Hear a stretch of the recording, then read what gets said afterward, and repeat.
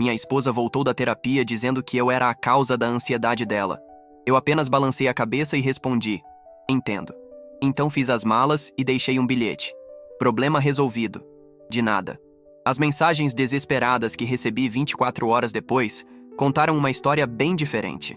Eu nunca pensei que seria o vilão da história de alguém. Durante 7 anos de casamento, eu tinha sido o marido que acordava às 5 da manhã para preparar o café dela antes de sair para o trabalho. O marido que deixava bilhetes no espelho do banheiro desejando um bom dia. O marido que massageava seus ombros toda noite enquanto ela desabafava sobre o trabalho, os colegas, a família. Eu ouvia, eu consolava, eu estava sempre presente. Ou pelo menos eu pensava que estava. A frase veio numa quinta-feira à noite enquanto lavávamos a louça juntos. Ela estava quieta desde que chegou da terapia, e eu já conhecia aquele silêncio. Era o tipo de silêncio carregado, aquele que precede uma tempestade. Então ela largou a esponja e virou para mim com uma expressão que mesclava cansaço e algo que parecia ensaiado. A minha terapeuta acha que você é a fonte da minha ansiedade. Eu parei de secar o prato. Segurei ele no ar por um segundo, processando o que tinha acabado de ouvir. Esperei que viesse mais alguma coisa, uma explicação, um contexto, qualquer coisa. Mas ela apenas me olhava, esperando uma reação. Eu não sabia o que dizer. Tentei organizar os pensamentos, mas tudo o que consegui foi um nó no estômago e uma sensação de injustiça tão forte que quase me tirou o ar. Eu não perguntei o que eu havia feito. Não questionei, não me defendi. Apenas balancei a cabeça devagar e respondi: entendo. Ela pareceu surpresa com minha calma. Talvez esperasse uma discussão, uma negação dramática. Mas eu estava cansado. Cansado de ser o pano de chão emocional. Cansado de nunca ser suficiente. Cansado de carregar o peso de uma culpa que eu nem sabia que tinha. Terminei de secar o prato em silêncio, coloquei no armário e subi para o quarto. Passei a noite toda acordado, olhando para o teto. Ela dormiu profundamente ao meu lado, como se tivesse tirado um peso das costas. Engraçado como funciona, né? Ela jogou o peso todo em mim e finalmente conseguiu descansar. Eu fiquei ali, repassando cada momento dos últimos anos, procurando onde eu tinha errado. Fui controlador? Fui ausente? Fui cruel? Não encontrei nada. O que encontrei foi um padrão. Eu sempre cedia, sempre me ajustava, sempre me tornava menor para que ela se sentisse maior. Às 5 da manhã, quando o despertador tocou, eu já tinha tomado minha decisão. Levantei, fui até o armário e comecei a fazer as malas. Coloquei roupas suficientes para uma semana, peguei meus documentos, o notebook, o carregador do celular. Fui metódico, quase cirúrgico. Não estava com raiva, estava em paz. Pela primeira vez em meses, eu sentia que estava fazendo algo certo. Deixei um bilhete na mesa da cozinha, ao lado da cafeteira que eu não liguei naquela manhã. Escrevi com letra firme: problema resolvido. De nada. Peguei as chaves do carro e saí sem olhar para trás. Fui direto para a casa do meu irmão. Ele e a esposa estavam tomando café quando toquei a campainha. Eu devia estar com uma cara péssima, porque ela me abraçou antes mesmo de perguntar qualquer coisa. Meu irmão apenas disse: quarto de hóspedes é seu. Eu agradeci e subi com a mala. Deitei na cama e dormi pela primeira vez em meses sem sentir um aperto no peito. Durante as primeiras 24 horas, meu celular ficou em silêncio. Nada. Nenhuma mensagem. Nenhuma ligação. Eu chequei algumas vezes, mais por reflexo do que por expectativa. A cada hora que passava, aquela sensação de paz se solidificava. Eu comecei a me perguntar por que tinha demorado tanto para fazer aquilo. Por que tinha aceitado ser o vilão sem questionar? Por que tinha deixado que a opinião de uma terapeuta que nunca tinha falado comigo definisse quem eu era? Na sexta à noite, eu estava na sala com meu irmão assistindo um jogo quando meu celular começou a vibrar. Eram 8h15 da noite. Olhei a tela e vi o nome dela. Ignorei.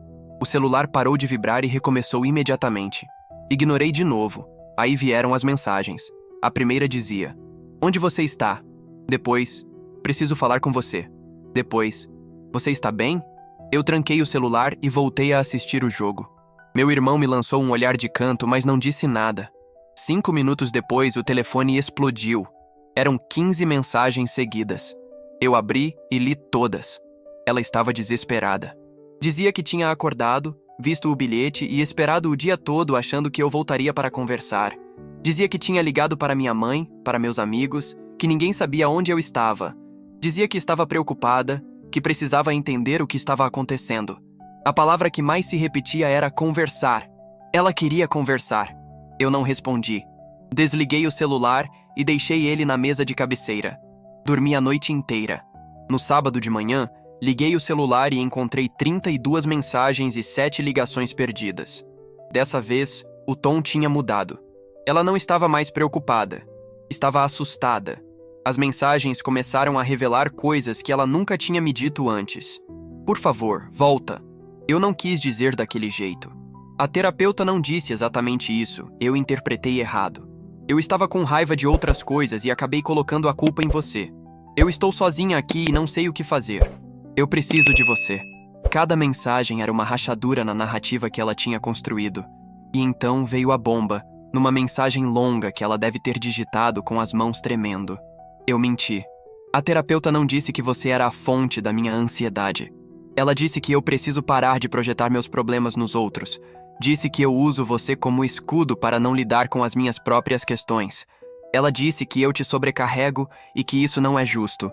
Eu fiquei com raiva e quando cheguei em casa, transformei tudo em culpa sua porque era mais fácil do que admitir que o problema sou eu. Por favor, me perdoa. Eu estraguei tudo. Eu li aquela mensagem 3 vezes. Senti uma mistura estranha de validação e tristeza. Eu sempre soube que algo estava errado, mas nunca consegui nomear. E ali estava, escancarado na tela do meu celular. Ela tinha me transformado em bode expiatório porque era conveniente. Porque eu deixava. Porque eu nunca reclamava. Não respondi imediatamente. Passei o sábado pensando, caminhando pelo bairro, tentando organizar o que eu sentia. Meu irmão e minha cunhada me deram espaço, mas percebi a preocupação deles. Na hora do jantar, sentamos os 3 e meu irmão finalmente perguntou: "O que você vai fazer?" "Eu não sei", eu disse. E era verdade. Ele suspirou. "Você sempre foi o cara que resolve tudo, que aguenta tudo calado. Mas, cara, você tem o direito de ser humano também. Tem o direito de estar errado, de ficar cansado, de não querer mais carregar tudo sozinho." As palavras dele me acertaram como um soco. Eu nunca tinha pensado nisso daquele jeito. Sempre achei que ser o marido perfeito significava nunca fraquejar. Significava estar sempre disponível, sempre compreensivo, sempre presente. Mas no processo, eu tinha deixado de ser uma pessoa. Tinha virado uma função. No domingo de manhã, finalmente respondi. Escrevi uma mensagem curta. "Preciso de um tempo para pensar. Não me procure por enquanto." A resposta veio em segundos. "Tudo bem. O tempo que você precisar. Só por favor, não desiste da gente." Eu não prometi nada. Apenas deixei a mensagem no vácuo e fui viver meu dia. As semanas que se seguiram foram estranhas. Ela respeitou o meu pedido de espaço, mas enviava uma mensagem a cada 3 ou 4 dias. Nada invasivo. Apenas coisas simples. Reguei suas plantas. Ou a torneira da cozinha estava pingando, chamei o encanador. Ou seu pai ligou, disse que está com saudades. Eram mensagens que mostravam que ela estava tentando manter a rotina, mas também que estava pensando em mim. Eu, por outro lado, estava redescobrindo quem eu era sem ela. Voltei a correr de manhã, coisa que tinha abandonado porque ela achava que eu acordava cedo demais e fazia barulho. Voltei a jogar basquete com os amigos às quartas, coisa que tinha parado porque ela dizia que eu passava pouco tempo com ela. Voltei a ler antes de dormir, coisa que tinha deixado de lado porque ela queria conversar até tarde. E o mais importante, voltei a respirar. 1 mês depois de ter saído de casa, ela pediu para conversarmos pessoalmente. Eu aceitei, mas escolhi um lugar neutro. Um café no centro, num domingo de tarde. Quando cheguei, ela já estava sentada numa mesa do canto. Parecia menor, mais frágil. Tinha olheiras fundas e as mãos tremiam ao segurar a xícara. "Eu sinto muito." Ela começou antes mesmo de eu me sentar. "Eu estraguei tudo. Fui egoísta, fui injusta, fui cruel. Eu apenas ouvi. Deixei que ela falasse tudo o que precisava falar." Ela contou que tinha voltado à terapia, que estava fazendo 2 sessões por semana agora, que estava finalmente entendendo os padrões destrutivos que tinha repetido a vida toda. Contou que cresceu numa casa onde seu pai era o vilão de todos os problemas da mãe e que tinha internalizado aquilo sem perceber. Contou que nunca aprendeu a se responsabilizar pelas próprias emoções, que sempre precisou de alguém para culpar. Eu te transformei nele, ela disse com a voz embargada. Te transformei no meu pai, mas você nunca foi. Você sempre foi bom demais para mim, e eu não soube valorizar. Eu respirei fundo. Eu também tenho culpa, eu disse. Eu deixei. Eu nunca estabeleci limites. Nunca disse não. Nunca mostrei quando estava sobrecarregado. Eu fingi que estava tudo bem até que não estava mais. Ela assentiu, limpando as lágrimas com as costas da mão. O que você quer? Ela perguntou.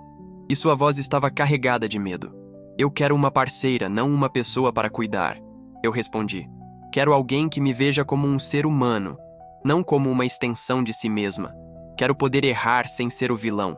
Quero poder estar cansado sem ser negligente. Quero voltar a ser eu. Ela engoliu seco. E se eu prometer que vou mudar? Eu balancei a cabeça. Não é sobre promessas. É sobre ações. É sobre tempo. É sobre você fazer o trabalho que precisa fazer, independente de eu estar lá ou não. Ficamos em silêncio por um longo momento. Então ela perguntou com a voz quase sumindo. Ainda tem chance para a gente? Eu não sei, eu respondi com honestidade. Mas não agora. Agora eu preciso cuidar de mim. Saí daquele café com o coração pesado, mas com a consciência tranquila. Eu tinha dito minha verdade. Não tinha gritado, não tinha culpado, não tinha me vingado. Apenas tinha estabelecido limites. Passaram-se 3 meses. Nesse tempo, continuei morando com meu irmão, voltei a trabalhar com foco, me reconectei com amigos que tinha negligenciado. Ela continuava em terapia e me enviava atualizações ocasionais, mas nunca cobrava nada de mim. Percebi que ela estava realmente tentando. Até que um dia, ela me enviou uma mensagem diferente. Não era sobre ela, sobre nós ou sobre o casamento. Era uma foto de um livro com uma frase sublinhada. Você não pode amar alguém de forma saudável se não ama a si mesmo primeiro. A legenda dizia apenas, estou aprendendo. Algo em mim amoleceu. Não foi perdão instantâneo, não foi vontade de voltar correndo. Foi apenas uma compreensão de que talvez, só talvez, ela estivesse trilhando o caminho certo. Hoje, 6 meses depois daquela quinta-feira em que fiz minhas malas, estamos em processo de reconstrução. Não voltamos a morar juntos. Fazemos terapia de casal uma vez por semana e ela continua com a terapia individual. Saímos para jantar às vezes, como 2 estranhos que estão se conhecendo de novo. E você sabe o que mudou? Ela me pergunta como eu estou. De verdade. E espera a resposta. E quando eu digo que estou cansado ou sobrecarregado, ela não se ofende.